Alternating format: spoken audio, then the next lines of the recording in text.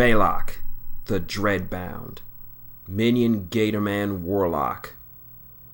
Even in the depths of death, I can feel the ripple of his hatred, and it pleases me.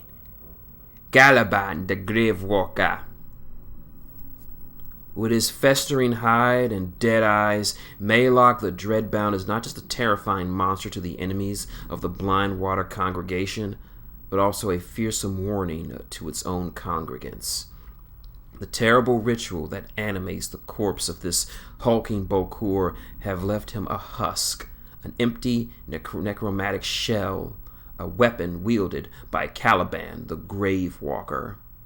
MAELOK barely remembers his former life and takes little notice of the slaughter he wreaks. But hollow though he is, his invocations are terribly effective, and the army he leads embodies the cold death that stirs amidst the rotten fens and swamps of Emerin. MAELOK was once a powerful and respected Bokor among the Gatorman tribes of the Budsmeth Marshes. He was revered for his wise and fearsome counsel, and had led his people to victory in defense of their home on many occasions. When he heard tales of Barnabas's efforts to unite the Gatormen beneath his rule and lead them towards carnage, MAELOK knew that he must oppose this warmonger's schemes with all of his formidable power. Even as MAELOK prepared to make his move, he was unexpectedly approached by Caliban. The two Bokors had long been rivals, MAELOK the superior in necromantic power, while Caliban possessed a much broader influence, although their tribes had rarely clashed in open conflict.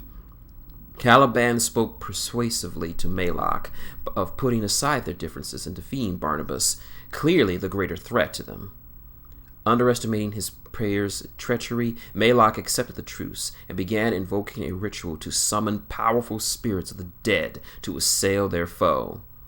Caliban struck in the midst of this ritual, siphoning its great power for himself.